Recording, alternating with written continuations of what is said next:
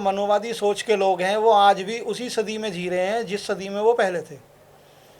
उन लोगों को आज भी ये नहीं दिखाई देता कि जो लोग साफ कपड़े पहन रहे हैं या मूंछ रख रहे हैं कि हमें उनके मूंछ रखने से या कपड़े पहनने से क्या दिक्कत है, लेकिन उन्हें दिक्कत ये है कि ये लोग इतना अच्छा क्यों पहन रहे हैं, या अपने पहनावे में या अपनी गर्वीली मूंछ क्यों रख रहे हैं।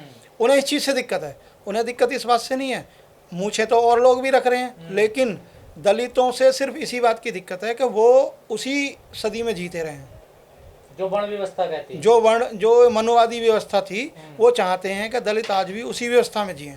लेकिन सर ये कोई एकाध घटना नहीं है ना, किसी को घोड़े पे नहीं चढ़ने दिया जाता है, कोई बारात नहीं निकाल सकता है। ये सारी वही मनुवादी व्यवस्थाएं हैं जो मैं आपको बता रहा हूँ। मनुवादी व्यवस्था में भी यही था और आज वो ये चाहते हैं कि मनुवादी व्यवस्था ही लागू रहे। लेकिन सर 21वीं सदी में जीने अब तो परिवर्तन हो रहा है। सब लोग कहते हैं कि सब समान हो गए हैं, रिजर्वेशन अब खत्म कर देना चाहिए, जातिवाद खत्म हो गया, छुआछूत खत्म हो गई है। ये सिर्फ कहने की बातें हैं, धरातल पे कोई इसको मानने को तैयार है नहीं।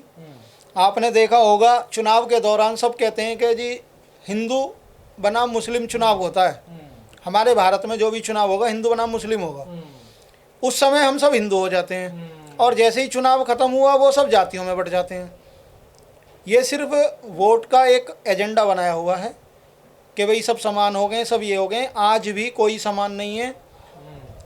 ये ग्रेटर नोएडा विकसित शहरों में से है। अभी आपने देखा होगा दनकौर के पास घोड़ी पर नहीं चढ़ने दिया था, गोली मार दी थी। उसी कांड में जो गोली मारने वाले थे उनकी हत्या भी हुई थी। ये सब क्या है? अरे घोड़ी है, वो तुम्हारी कोई रिश्तेदार है या क्या, तुम्हारा क्या है वो जिस पे चढ़ रहा है, तो क्या दिक्कत है तुम्हें? तो क्या बदलाव नहीं हो रहा समाज में? कोई बदलाव नहीं है। और जब से बीजेपी की सरकार आई है तब से तो इतनी घृणित राजनीति हो गई है कि बस जातिवादी और धर्म पे राजनीति होती है। लेकिन सर राजस्थान में तो कांग्रेस की सरकार है वहाँ तो कांग्रेस सांपनाथ, बीजेपी नागनाथ, ये दोनों सरकारें ये हैं। प्रियंका गांधी तो बड़ा शोर मचाती है अगर यूपी में कोई घटना दलितों के साथ हो जाती है। शोर मचाने के लिए ये नेता धरातल पे कोई काम करने को तैयार है नहीं, ना इन चीज़ों को ख़त्म करने के लिए तैयार है। मोदी जी का भाषण भी आपने सुना होगा ऊना कांड पे कि मेरे दलित भाइयों को मत मारो। आप सबसे ऊंची सीट पे बैठे हुए हो, आप ऐसा कानून क्यों नहीं बनाते हो? SC ST एक्ट इन्होंने ख़त्म किया। अगर आपको SC ST जिनके ऊपर अत्याचार हो रहा है इनका तो और मजबूत करना चाहिए था कानून, और आप लोग उसको और हटा रहे हो। ये सब दिखावे की राजनीति करते हैं, बाकी करना इन्हें कुछ है नहीं। लेकिन तमाम दलित संगठन काम कर रहे हैं समाज में, क्या उसका कोई रिजल्ट निकल रहा है या सब बेकार है? जो दलित संगठन काम कर रहे हैं, दलित संगठन एक कुकुरमुत्ते की तरह हो गए हैं, इतने हो गए हैं। सब अगर एक साथ हो के काम नहीं करेंगे तो इसमें कहीं भी सफलता नहीं मिलेगी। तो यूनिटी नहीं है। यूनिटी जब तक नहीं होगी तब तक कुछ नहीं होना। लेकिन रिजर्वेशन दिया गया है, जो कोटे से चुनकर आपके जनप्रतिनिधि जाते हैं, चाहे MP हैं, MLA हैं, वो तो आपके लिए बात रखते हैं ना सदन में। मैं आपको रहने के लिए आवास दूं, पहनने के लिए बढ़िया कपड़े दूं, गाड़ियां दूं, तो आप मेरी सुनोगे या दलितों की सुनोगे? सेम वही है। जो पार्टी उनको टिकट देती है, जो उनको जिताती है, जिसकी वजह से वो जीतते हैं, वो उसके खिलाफ नहीं बोल सकते हैं। तो फिर इनको कैसे छुटकारा मिलेगा इस अत्याचार से जो जाति के आधार पर होता है? जातिगत आधार पे अत्याचार दो तरीके से हो सकता है, या तो हमें भी हथियार उठाना पड़ेगा। ये तो हिंसा हो जाएगी। फिर क्या करें? हिंसा का जवाब तो हिंसा से ही दिया जाएगा। अगर आदमी इतने साल बाद भी सुधरने को तैयार नहीं है तो एक तो उपाय है हिंसा और दूसरा उपाय है एकता।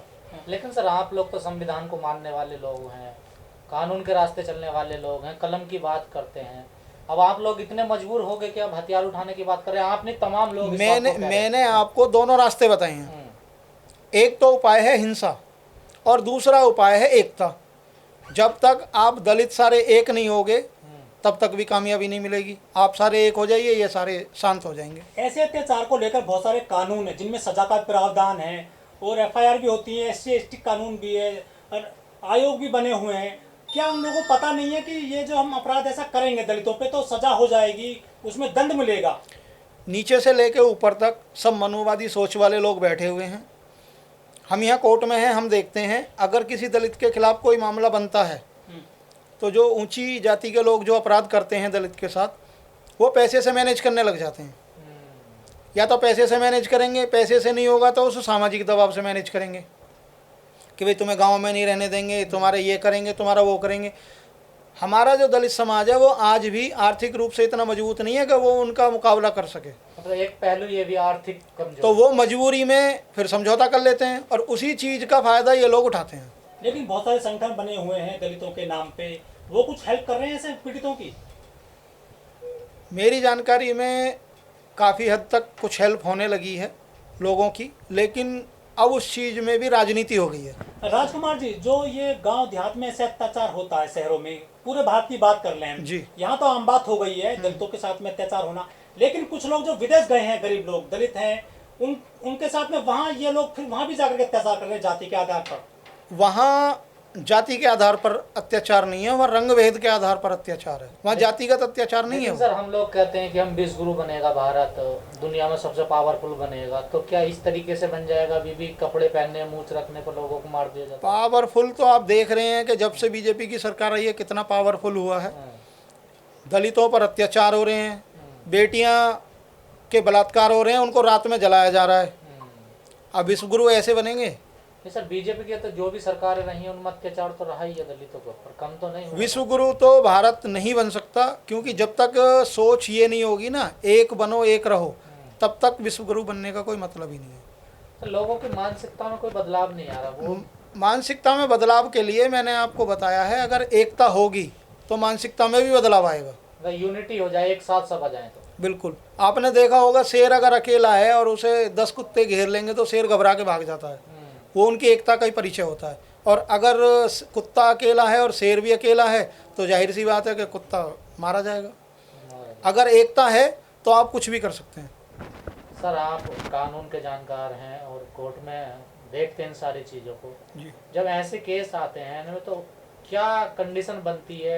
आधार ये है कि जब दलित का कोई केस आता है हमारे पास कि दलित के साथ कुछ अत्याचार हुआ, एट्रोसिटी वाले जो मामले आते हैं जी, तो उसमें होता क्या है कि वो खुद ही कहने लग जाते हैं कि जी वो लोग तो इतने दबंग हैं, वो हमें गांव में नहीं रहने देंगे, हमारा ये कर देंगे, हमारा वो कर देंगे। तो उनको इतना प्रताड़ित कर दिया जाता है, केस होने के साथ ही पुलिस प्रशासन उनके साथ रहता है, क्योंकि आपने देखा होगा पुलिस में भी ज़्यादातर सब ऊंची जात के लोग हैं, हमारी बिरादरी के हैं नहीं, और हैं भी तो उनको इतनी पावर नहीं होती है, वो मदद नहीं कर पाते उन लोगों की, इसलिए उनको भी जाति है जो जाति नहीं है कभी। बिल्कुल जाति है, वो जाति नहीं है।